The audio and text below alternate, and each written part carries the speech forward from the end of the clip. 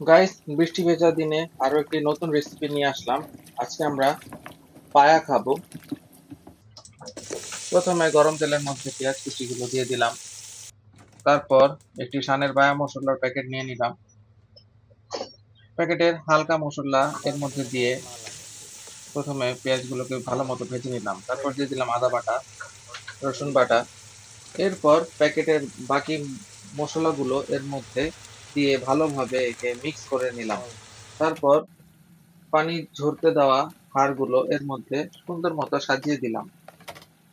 এরপর একে ভালোভাবে নেড়ে নেড়ে কষিয়ে নিলাম।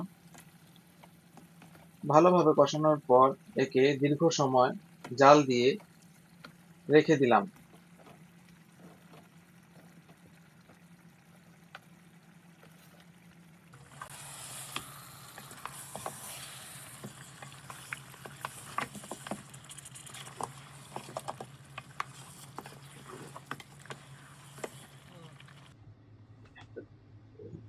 অবশেষে হয়ে গেল গাইস আমাদের সেই নিহারি রেসিপিটি।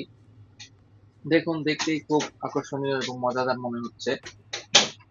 Okay guys, good night.